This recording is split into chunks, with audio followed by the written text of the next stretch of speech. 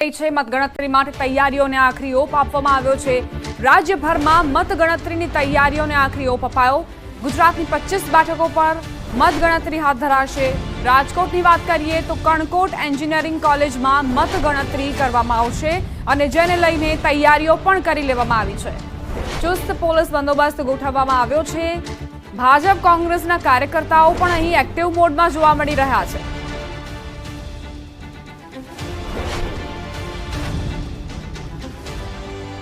બંને પક્ષોએ પોતાના જે એજન્ટ્સ છે પોલિંગ એજન્ટ્સ તેમને સૂચના આપી દીધી છે કે એક એક ગતિવિધિ પર નજર રાખો। સંવાદદાતા હાર્દિક જોડાઈ ગયા છે વધુ જાણકારી સાથે। હાર્દિક, કણકોટ એન્જિનિયરિંગ કોલેજમાં કેવા પ્રકારની તૈયારીઓ અત્યારે કરવામાં આવી છે અને કાલનો દિવસ ખૂબ જ મહત્વનો છે, તે પહેલા શું તમને ગતિવિધિઓ જોવા મળી રહી છે? ચોક્કસથી વાત કરવામાં આવે તો સૌરાષ્ટ્રની સૌથી હાઈ પ્રોફાઇલ ગણાતી જે રાજકોટ લોકસભા બેઠકની જે મતગણતરી છે તે રાજકોટ શહેરની સરકારી એન્જિનિયરિંગ કોલેજ ખાતે યોજાવાની છે।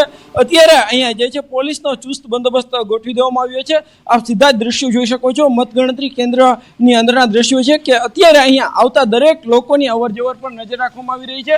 તો બીજી તરફ જે વાત કરવામાં આવે તો જે છે સાધનો અલગ અલગ વસ્તુઓ જે આવતીકાલે જરૂર પડવાની છે તે તમામ વસ્તુઓ છે તે પણ અત્યારે જે અલગ અલગ ટ્રક મારફતે લાવવામાં આવી રહી છે। બીજી વાત કરવામાં આવે તો જે છે રાજકોટ શહેરની આ 26 ટેબલ ઉપર આ મતગણતરી યોજાવાની છે। આશરે 12,58,905 જેટલા મતની પણ ગણતરી કરવામાં આવનાર છે।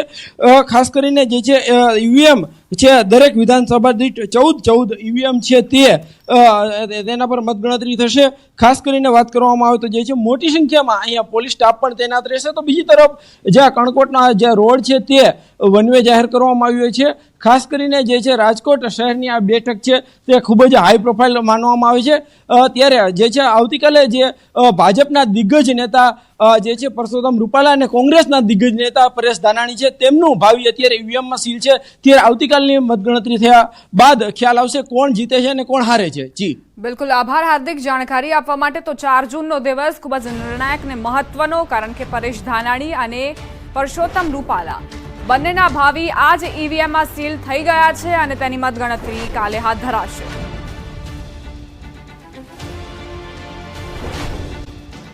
તૈયારીઓને આખરી ઓપ। ગુજરાતની 25 બેઠકો પર મતગણતરી કરવામાં આવશે। અમદાવાદમાં મતગણતરી માટે તૈયારીઓને આખરી ઓપ આપવામાં આવ્યો છે। ગુજરાત કોલેજ એલડી એન્જિનિયરિંગ કોલેજમાં તૈયારીઓ કરી લેવાઈ છે। બંને સેન્ટર પર પોલીસ બંદોબસ્ત ગોઠવાયો। गेट पर मेटल डिटेक्टर पण मूकवामां आव्या। गेट थी स्ट्रोंग रूम सुधी चांपतो बंदोबस्त गोठववामां आव्यो छे। अमदावाद पूर्व बैठकनी गणतरी एलडी एन्जिनियरिंग कॉलेजमां थशे, तो अमदावाद पश्चिम बैठकनी गणतरी गुजरात कॉलेजना मतगणतरी केन्द्रमां थशे। आणंदनी वात करीए तो बीजेवीएम कॉलेजमां मतगणतरी थवानी छे। त्यारे पूर्व केंद्रीय मंत्री अने पूर्व आणंद जिल्ला सांसद कांग्रेसी आगेवान भरतसिंह सोलंकीए तेनी मुलाकात लीधी हती।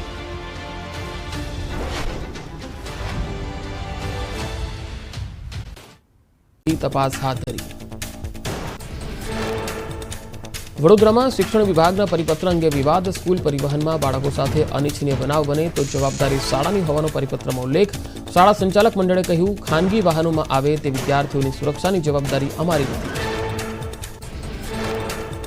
वडोदरामां एसएसजी होस्पिटलनी घोर बेदरकारी। मोंघी दवा भरेला बॉक्स नीचे फेंकाया, जेना अंगे सवाल कराता लिफ्ट मुकावी दो तो नीचे नहीं फेंकी एवा उडाऊ जवाब कर्मचारीओए आप्या। सरकार द्वारा गरीबों सारा आरोग्य माटे दवाओं पाछळ करोड़ों खर्च कराई रह्यो छे, त्यारे कर्मचारीओ आ रीते बेदरकारीपूर्वक दवाओना बॉक्सना घा करी रह्या छे, जेने लई योग्य कार्यवाहीनी मांग।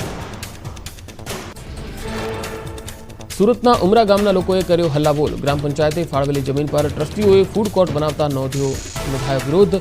300 થી 400 જેટલા લોકોએ ટ્રસ્ટીઓ વિરુદ્ધ સૂત્રોચ્ચાર કર્યા। ગ્રામજનોની જાણ બહાર ફૂડ કોર્ટ બનાવાયો હોવાનો આક્ષેપ।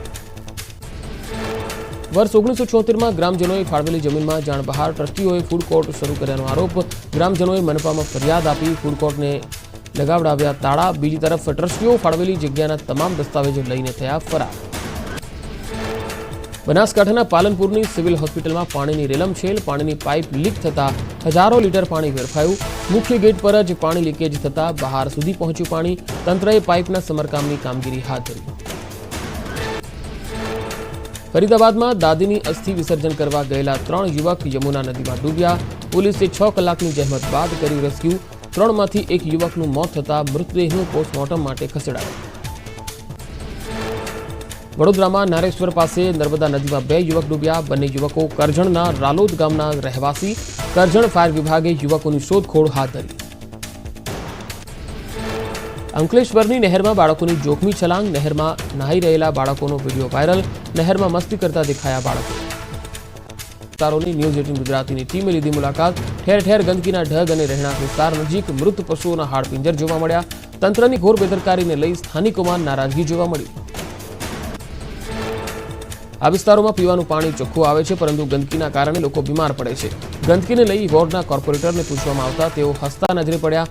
કોર્પોરેટરની ચિંતામુક્ત પ્રતિક્રિયાને લઈ લોકોમાં રોષ.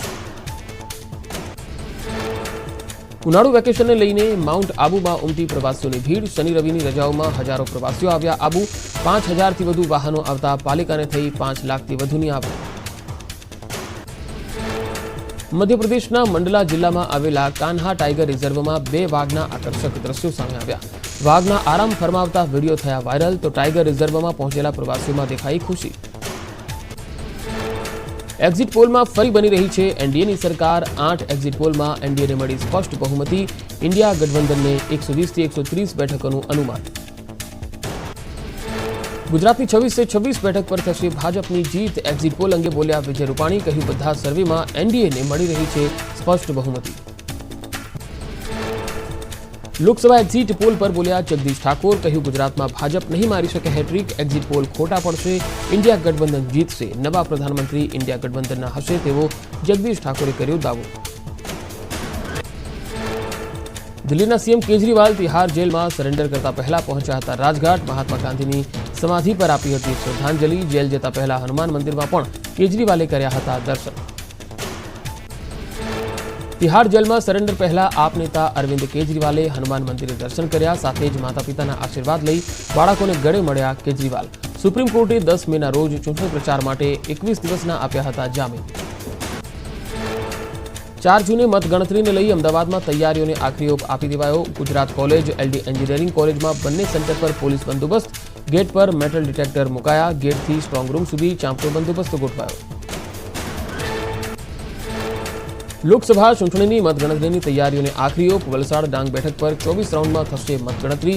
પ્રત્યેક રાઉન્ડમાં 14 ટેબલની વ્યવસ્થા કરાઈ. મતગણતરી કેન્દ્રમાં મોબાઈલ લઈ જવા પર પ્રતિબંધ. મથક પર 3 લેયરમાં ગોઠવાશે સુરક્ષા બંદોબસ્ત. રાજકોટ આગકાંડમાં ચોંકાવનારો ખુલાસો. અગાઉ 11 એપ્રિલે 2023માં ગેમ ઝોનને તોડવાની મળી હતી મંજૂરી. રજિસ્ટરમાં ગેરકાયદે બાંધકામને લઈ નોટિસ મળ્યાનો ઉલ્લેખ. તો ટીપીઓ એટીપીઓની રહેમ નજર હેઠળ ચાલતું હતું ગેમ ઝોન. રાજકોટના ટીઆરપી ગેમ ઝોનનું સ્ટ્રક્ચર બનાવવાના મામલે ખુલાસો. ફેબ્રિકેશનના વ્યવસાય સાથે સંકળાયેલો છે મુખ્ય આરોપી રાહુલ રાઠોડ અને તેનો પરિવાર. રાહુલ રાઠોડે અન્ય માણસો સાથે મળીને ઊભું કર્યું હતું ગેમ ઝોનનું સ્ટ્રક્ચર. ગેમ ઝોનના સ્ટ્રક્ચરમાં મોટા પ્રમાણમાં એલ્યુમિનિયમ ધાતુનો ઉપયોગ થયાની શક્યતા. લોખંડ કરતાં સહેલાઈથી પીગળી જાય છે એલ્યુમિનિયમ. પોલીસ હાલ એફએસએલ રિપોર્ટની જોઈ રહી છે રાહ. રાજકોટ મનપાના વિવાદિત ટાઉન પ્લાનરના ભાઈના નામે વધુ એક સંપત્તિ સામે આવી. શહેરના ટ્વિન સ્ટારમાં 9મા માળે આવેલી છે ઓફિસ. ઓફિસનું સરમુખત્યાર નામું એમડી સાગઠિયાના નામનું હોવાનું સામે આવ્યું. એમડી સાગઠિયા સામે એસીબીની તપાસ તેજ. એક બાદ એક અનેક પ્રોપર્ટીઓ સામે આવી. દરેક પ્રોપર્ટીમાં માલિક નહીં પણ તેમની પાસે પાવર નામું હોવાની વિગતો મળી. રાજકોટમાં આગકાંડ પહેલાનો વધુ એક વિડીયો સામે આવ્યો. મૃતક સુનિલ સિદ્ધપુરા દીકરી સાથે રમતા દેખાયા. ગેમ ઝોનમાં નોકરી પર જોડાયાના 15 દિવસમાં જ મળ્યું મોત. આગકાંડના 1 દિવસ પહેલા પરિવાર સાથે ગેમ ઝોનમાં ગયો હતો સુનિલ. રાજકોટમાં અગ્નિકાંડ બાદ તંત્ર એક્શનમાં. 54 જેટલી મિલકતો સીલ કરાઈ. 96 જેટલી મિલકત ધારકોને નોટિસ અપાઈ. કુલ 166 જેટલી મિલકતો પર હાથ ધરાયું ચેકિંગ. ફાયર એનઓસી અને બીયુ સર્ટિફિકેટને લઈને કાર્યવાહી હાથ ધરાઈ. અમદાવાદમાં ભાજપ નેતા હાર્દિકસિંહ ડોડિયાનું કાફે સીલ કરાયું. ફાયર એનઓસી ન હોવાથી એએમસીએ કરી કાર્યવાહી. ભાજપના પ્રદેશ યુવા મોરચાના ઉપાધ્યક્ષ છે હાર્દિકસિંહ ડોડિયા. ઉત્તર પ્રદેશના નોઈડામાં એનટીપીસી નજીકના વેરહાઉસમાં લાગી આગ. અચાનક ભીષણ આગ લાગતા અફરાતફરી મચી. ફાયર વિભાગે ભારે જહેમત બાદ આગ પર મેળવ્યો કાબુ. મોડાસાના ઢાકરોલ ગામમાં બાજરીના પાકમાં લાગી આગ. જીવંત વીજ તાર ખેતરમાં પડતા આગ ફાટી નીકળી. 3 વીઘામાં ઊભો બાજરીનો પાક બળીને ખાક. વીજ વિભાગની બેદરકારીના કારણે ખેડૂતને ભારે નુકસાન.